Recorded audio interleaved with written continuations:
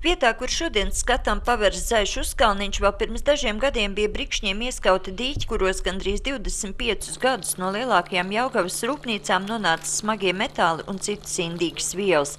Visa tā masa, kas bija mums jāsanē, tad ir palikusi apakšā un ir pārklāta atbilstoši projekta prasībām ar aptuveni 70 000 kubikmetru celtniecības atkritumu, plus vēl 90 000 apmēram kubikmetru grunts un zeme.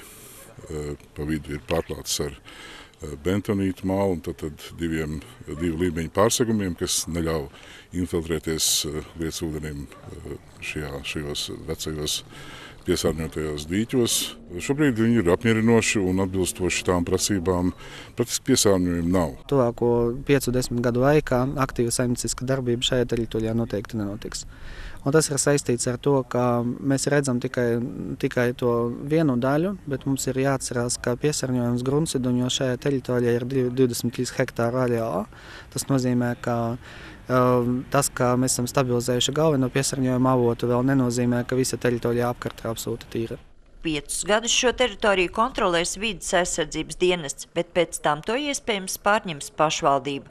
Mēs rosināsim aptauju pilsētā, perspektīvē par šīs teritorijas izmantošanu.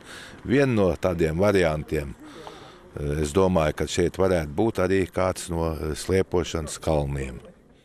Bīstamās šķidro atkritumu izgāstuves kosmosa sanācija izmaksāja 5 miljonus latu, no kuriem 70% sedz Eiropas reģionālā attīstības fonda finansējums. Šīs gan nav vienīgais bīstamais padomju gadu mantojums. Pašlaik attīrīšanas darbi notiek Inčukalnā un Olainē, un savukārt vēl gaida arī Liepājas kara osta. Sandra Leitāne, Andris Pāns, TV Spektrs.